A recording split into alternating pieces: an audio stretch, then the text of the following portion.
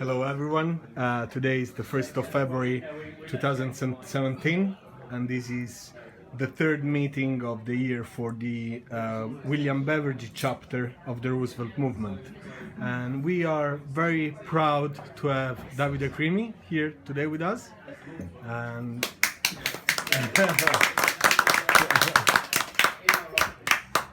Davide is one of the most esteemed members of the directory of the Roosevelt Movement, and he's joining us to present his book about Mazzini, about the secrets of Mazzini, and possibly a lot of the things that made Mazzini the person who he was, but are not very talked about. They're not talked about too often. So let's welcome Davide. Thanks a lot. And yeah, the stage is all yours.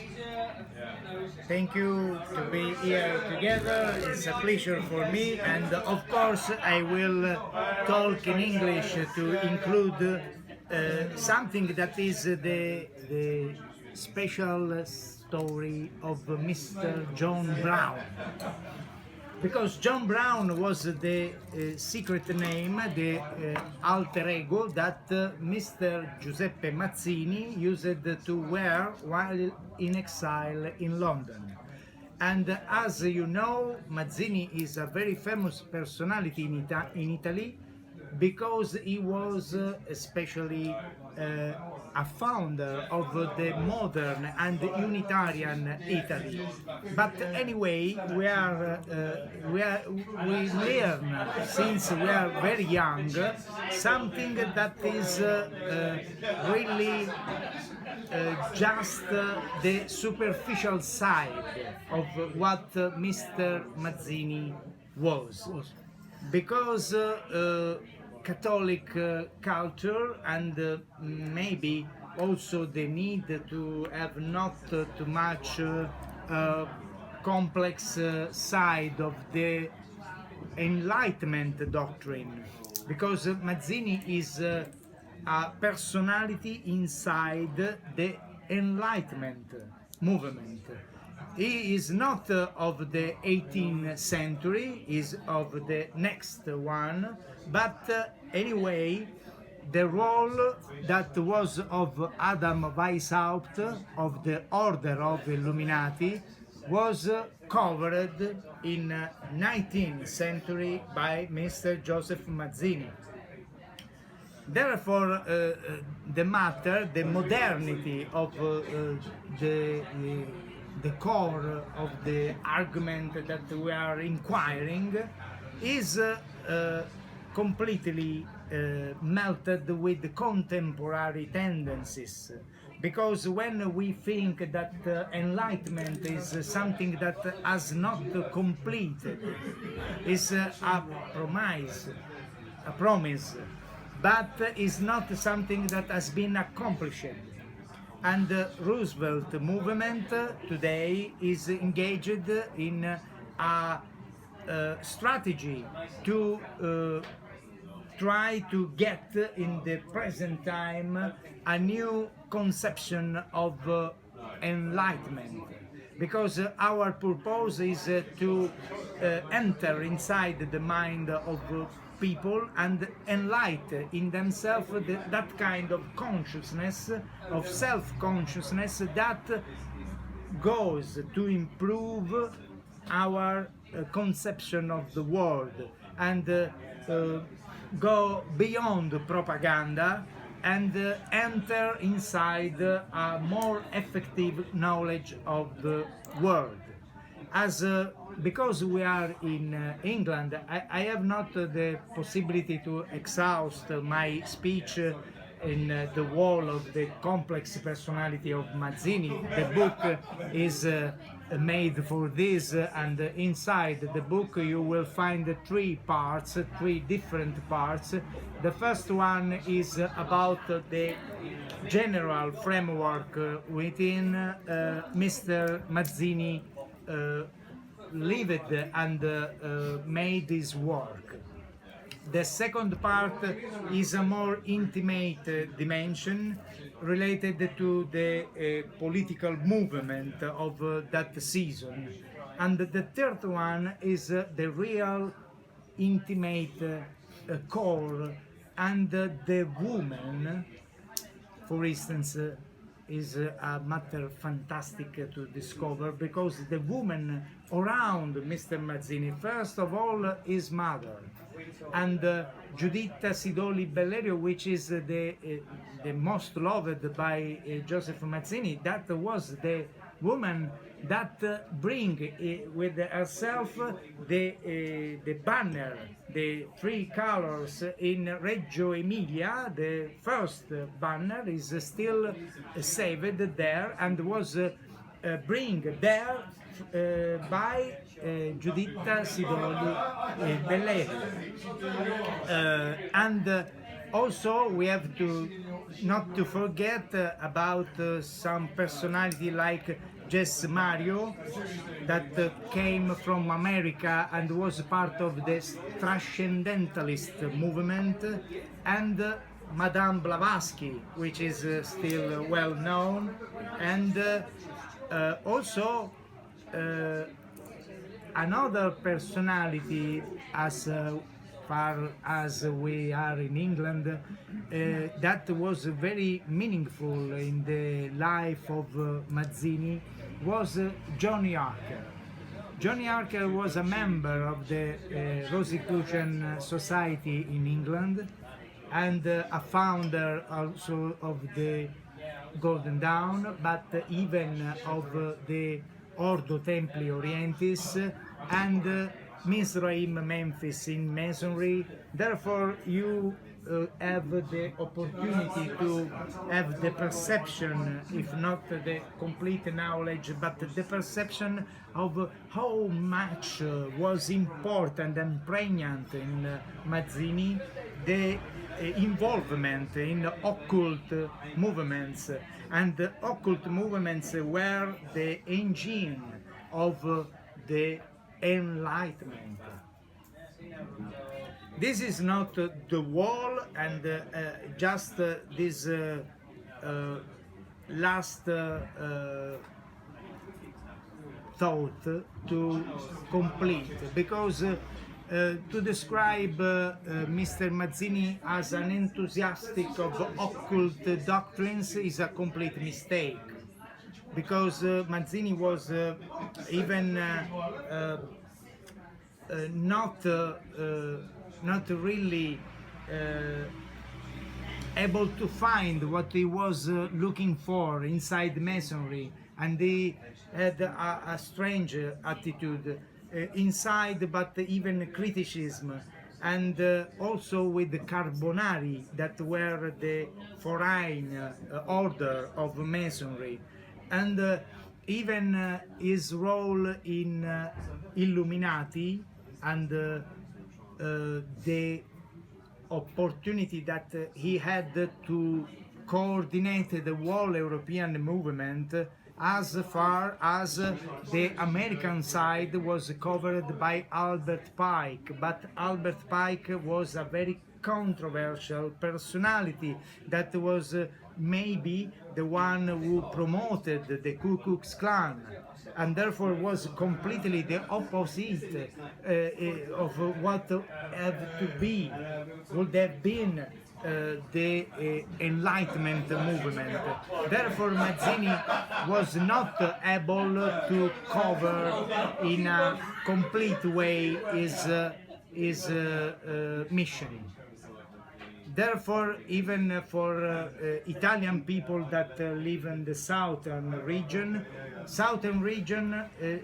they were enthusiastic with Mazzini and Garibaldi, and they have adhesion to this movement of unification of Italy. But anyway, Garibaldi was needed to go in exile in Caprera, and Mr. Mazzini was in Switzerland, and the kind of unity that Italia had was the annexion of the southern side of Italy to the Savoia reign, and therefore the promise was another time something that was denied and was not accomplished. Mazzini had a lot of delusion, and you can see him in the last pictures of his life, and you can feel this kind of emotion. But anyway, in this book I want to exalt not just the political idea, but the way he was an artist, even because he was used to play his guitar, and the first ring of revolutionary around the table in England was made by him playing guitar, and people that was dreaming about revolution and liberation from each kind of oppression. That was the real purpose of the Rosicrucian movement: idealism and liberation from each kind of oppression. Now I can imagine that maybe something that is a circle around the image of Joseph Mazzini can be accomplished. But just one sentence more about the contemporary side of Mr. Mazzini. I think that the Rosicrucian doctrine, the real Rosicrucian doctrine that you can find inside the Masonry, but also inside other kind of esoteric thought, is still now the utopistic idea that no matter from where you came, from religion, from Masonry, from yoga or other experience, you have to find your way to enter the center of the cross, and here is the rose. This mystical utopia is something that in his doctrine says that this world cannot be changed. But I want not to make a mistake, because this is not resign or dismiss our revolutionary purpose. It's just to know where we are. And if you know a bit of the Kabbalah, you know that the low Sephirah is Malkut, and Malkut is depicted within a cross within a circle, which means that this is the spirit inside, entangled and imprisoned inside the matter. Therefore, we are not able to change the world, but we can change ourselves and a little rose around us.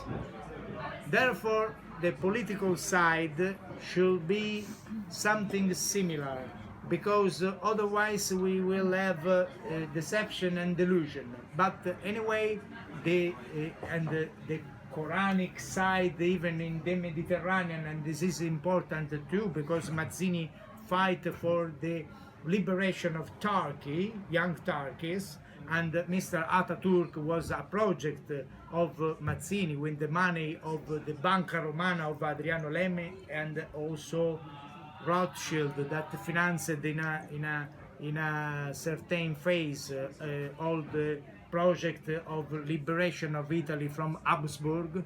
Mm-hmm. And anyway, to come to present time, we have to be very careful, because we cannot change the world, but we have to change ourselves, and changing ourselves we can change our little world. But when unifying when we will be able to unify and enlighten a lot of centers all around Europe and all around the world, we can enlighten the whole world. Thank you very much for this opportunity. Are you going to take any pleasure. questions? If you have any questions, you are welcome. Yeah, could you please explain a little bit more about the holistic, which you mentioned, maybe people doesn't know what that means actually. Sometimes it's kind of dark energy or something, some people can be scared about it. Good question. Because when you try to enter in the occult side, you are going to touch something that is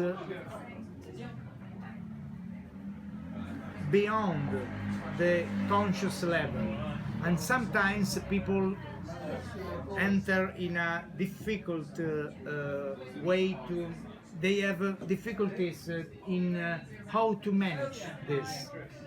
For instance, I am not a dogmatic, but just 3 days ago we were in a conversation, in a public conversation like this one in a library, and I was talking in answer to another conception that I am not a dogmatic, but for instance, we have some historical footprints that says that maybe Mr. Jesus didn't die on the cross. There is a Quranic tradition that says that he not died in the cross. I don't know, I was not there, but I have to recognize that in the Sufi path this is a kind of teaching. And there was in the public a lady that you are crazy, what are you saying, this is impossible. Okay, I'm not saying the truth, but I'm just telling you that there is another way to interpret all this. And another example can be, for instance, I just have said to a professor of art, Mr. Doesn't matter the name, I have to represent that the whole Cappella Sistina is a blasphemy for two monotheism among three. Because for Christian, okay, everything is fine, but for Islamic and for Hebrews, there is no possibility to represent God in an anthropological shape. Okay, but when you talk like that, people go mad completely. Therefore, to talk about occultism is something that leads to a different knowledge of yourself that is going to liberation if you are able to manage all this. But if you talk with a personality that is not prepared to have this kind of management, is impossible, and it's better not to talk about this. Therefore, in the past, the occult side was needed by the law, because if they discover that we were in a circle and we made rituals, maybe heretics, maybe something else, maybe the stake, maybe the torture, maybe something very, very dangerous for life and for freedom. But anyway, today, even if in the Middle East and even the Atlantic, North Africa, and the inside of Africa, of course, is still a problem. But anyway, in the Europe, in the whole Europe and in America, you can make everything you want from this side. But anyway, you have to take in your mind that not all people are prepared to manage this, and therefore occult remains occult for the need of our consciousness. I hope to give an answer. A very complex question, the one you Thank you. posed. Is it a matter that not all souls are ready for it? Is it a matter of the souls, of the soul, or it's a matter of the knowledge that's ingrained within us, or it's a matter of soul? I think that psychoanalysis should be a kind of solution to this, because yes, really, because psychoanalysis in the framework of psychoanalysis there are the inhibition, and therefore a culture that is full of inhibitory clauses, how to say, okay, point that inhibition, that gave inhibition as a result, this is the way to form personalities that are closed, not they have not disposition to open their mind to other kind of suggestions. This is the point, I suppose. It's about reassurance, therefore. They are sure because they feel protection from the dogma they take. But if you are a spiritual one, a researcher, because when you talk about spirituality, you have to choose two ways. One way is the one of religion. The other way is the spiritual path. If you are inside religion, you have dogma and revelation. Hebrew doctrine is quite different, but not too much, not as they pretend. The spiritual path, that even in Hebrew doctrine is Kabbalah, and in Western esotericism can take the forms of Masonry, Rosicrucianism, maybe yoga and other doctrines that came from Eastern countries, but no matter the path you are following, anyway, you are always in a spiritual fight, and a spiritual fight is something that can overcome even yourself. Because if you are not skilled and used to manage this kind of energy, improve in rituals and other strange words and gestures to perform, this is something that can be dangerous for the consciousness, because you can make in your life some choices that are not useful for you and are just as you are completely drunk. This is the effect. Therefore, it's spiritual, but this kind of spirituality is open in the eye and is open in the bottom and even in the pit. Does anybody have any more questions? Yes. Yeah, go for it. From a political perspective, Oh yes. what's the role of occultism nowadays? Is it as important as it was during Mazzini's time? Thank you for the question, because I think that this is a point very important for the Roosevelt movement, I suppose. And the political side is that, in my opinion, and of course I have the complete disposition to confront and to compare with other kind of interpretation. It's not my truth, it's something that I suggest. But anyway, when Masonry pretend to explain everything happen in the world, I suppose this is not a correct point of view. I suppose that anyway, when you work with the publicity, I mean, the correct word for pubblicità, marketing yeah. and spot in television spot. Television spot are advertising, generally advertising, okay, thank you, is something that is completely political.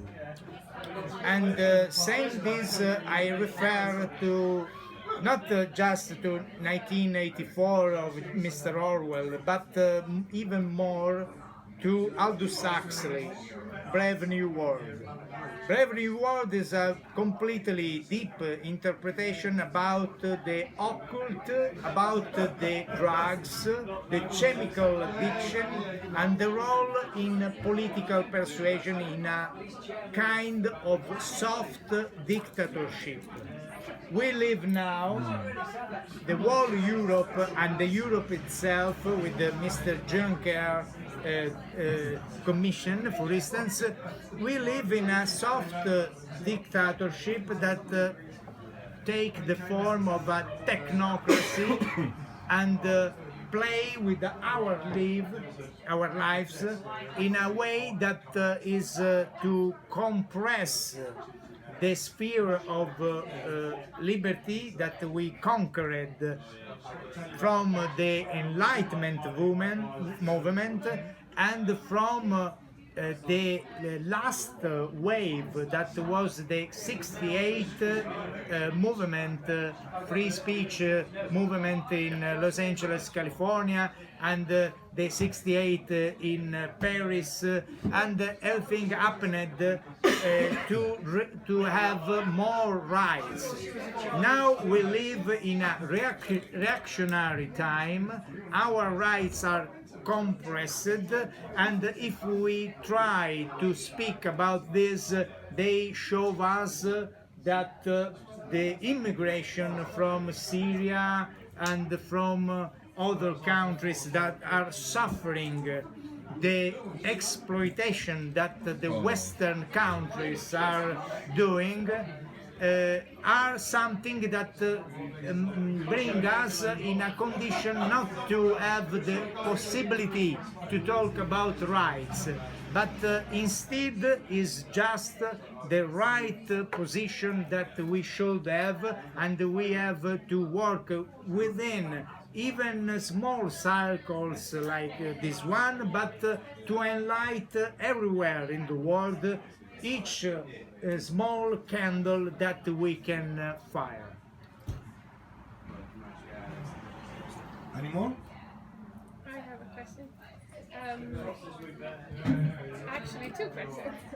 So, Mazzini, from what I can remember I've learned at school, very special character. I mean, teenagers loved it, and it's so passionate, but also, you know, it's always been my idea that passionate but unsuccessful type of personality, unfortunately.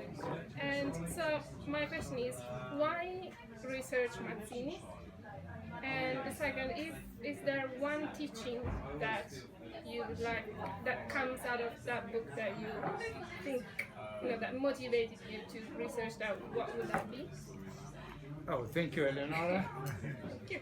Oh, in the opening pages of the book, you can find something that was said by Margaret Fuller Ossoli, which was an American lady that came in Europe as a transcendentalist, and he said that Mazzini was a loser, but was a loser in his time. He in the long time is a winner, because when you fight for your spiritual life, you are a winner at last. You can lose the battle, but you win in the long time, because the great battle is your life in the infinitive world. and the spiritual side is something that is the main teaching of Mr. Mazzini. I have to say that, of course, I think that Mazzini, as you know, in London, create the school for Italian workers, and like Marco, that is our Mose in London, and Mazzini was doing something like to avoid young people to be treated like the Hebrews in Egypt, to work very hard. And Kipling, when he wrote Oliver Twist, was inspired by the school of Mazzini. And Carlyle, the socialist movement, you know that Mazzini was a socialist in the upper side, which confine with the anarchy, and the anarchist movement is still important. Maybe John Cage in America, on the piano and inside an artistic dimension can explain what we can interpret as anarchy. And just a last word about your question that is related to Mr. Gandhi. Mahatma Gandhi applied the teaching of Mazzini, and while Mazzini was in his time motivated to fight even with gun and rifles, Mr. Gandhi is more closer to our contemporary feelings, and he introduced the spiritual fight with non-violence. Ahimsa is the word that is used to identify the kind of rebellion without violence that Mr. Gandhi translated in his language the teachings of Mazzini. Not to forget that Mr. Gandhi was formed as a lawyer in London, and while in London he was a member of the Theosophical Society of Madame Blavatsky, and Madame Blavatsky was, as I described before, was with Mazzini and Garibaldi to fight in Mentana to catch Rome and unify Italy. I can't stop. I cannot stop. So I've got a few more questions actually. Welcome. Some of them I might know the answer, but I think it's interesting anyway to ask those Yes. questions. So you were saying that occultism was the engine of enlightenment and of Mazzini. A lot of people think that with enlightenment came science, and actually that thanks to enlightenment we left occultism behind, but that's not actually the case. So can you tell us a bit more about it? This is a fantastic point, because you can give me in this way the possibility to talk about a theme that is very, very precious. We are used to study, as Italian especially, we are used to study the French Revolution and not the English glorious revolution. And what we have to say is that in the Middle Age, if you were an aristocratic, okay, you will be able to write and read. Otherwise, you have compelled to become a clericist. The other people were illiterate. Giordano Bruno, for instance, was a man from the people, and he became a clericist, especially a Dominican, but when he started to think by himself, he was needed to leave.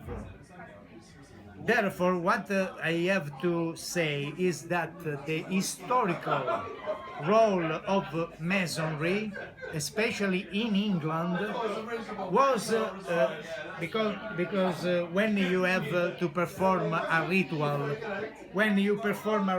you have to read and to have the distinguished interpretation of symbolic meanings. Therefore, the Masonry became the third pole from aristocracy and clergymen. Another side became the bourgeoisie that was made by Masonry. And after generation, this in 1688 became something that was against the king and made the glorious revolution. After this, you have to know that anyway, this was something that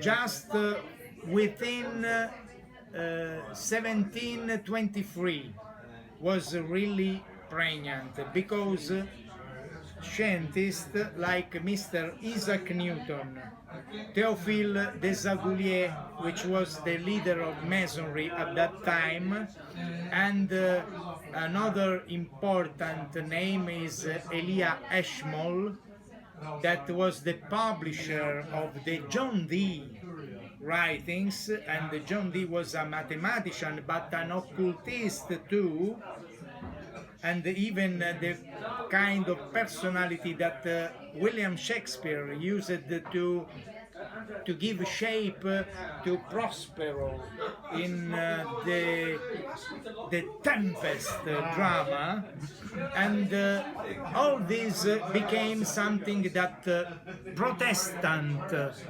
against Christianism made in this kind of revolution that make the increasing role of Protestant, of bourgeoisie.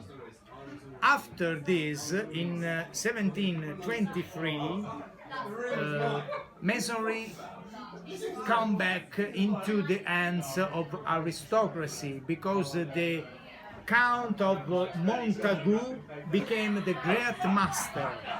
Then were created the higher degrees, not just the middle age degrees of Masonry, apprentice and companion, but the Scottish, and the ritual in 33 degrees was an invasion of the Catholic Anglican aristocracy of the old King Stuart, that was in exile in Paris and dreamed to restore his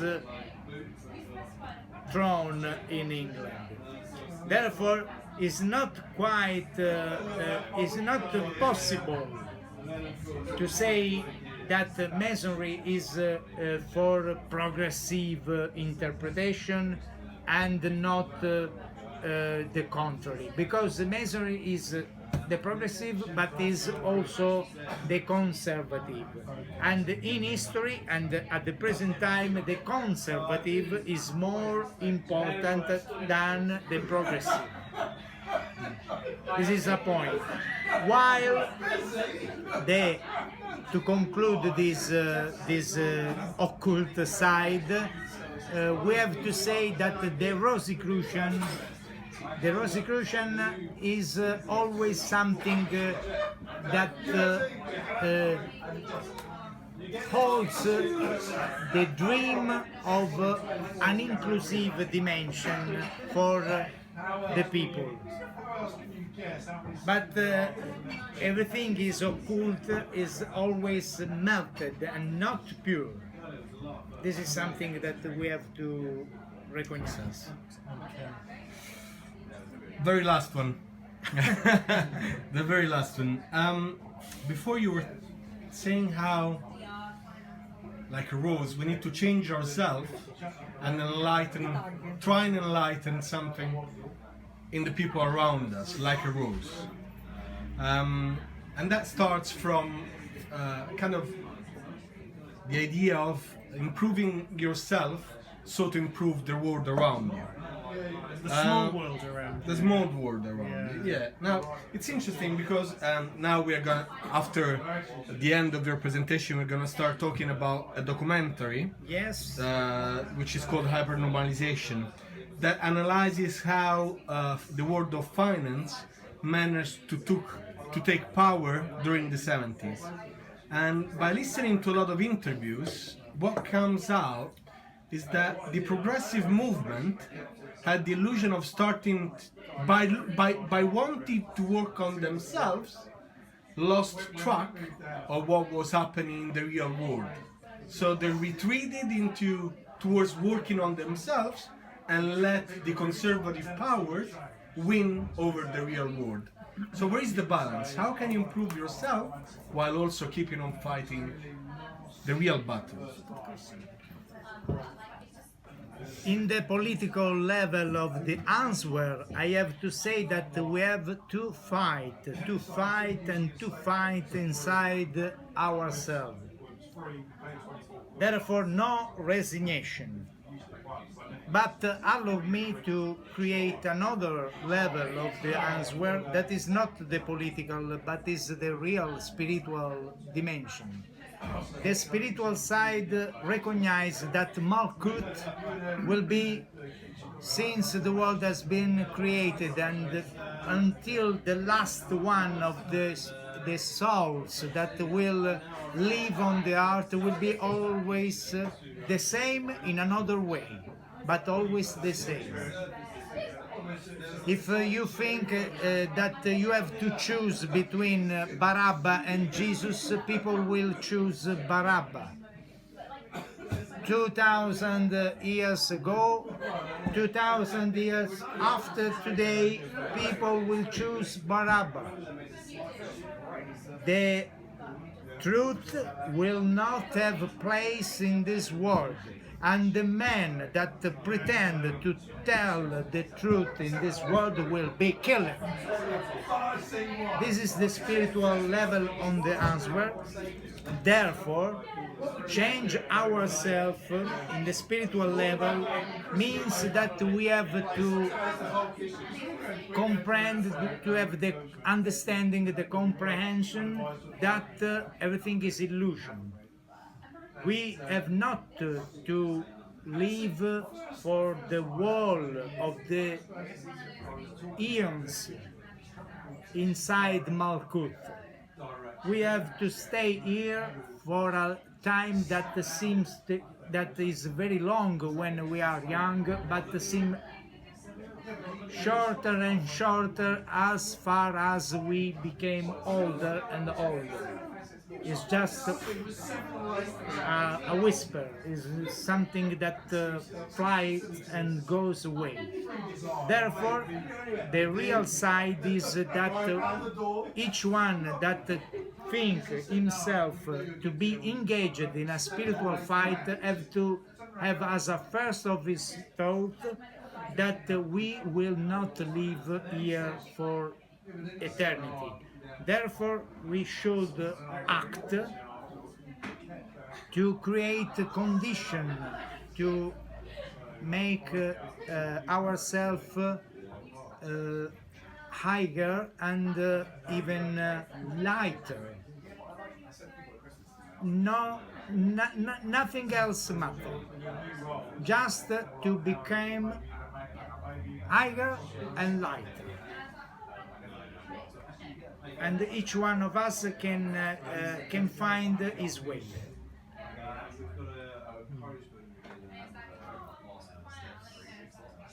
Thank you, Davide.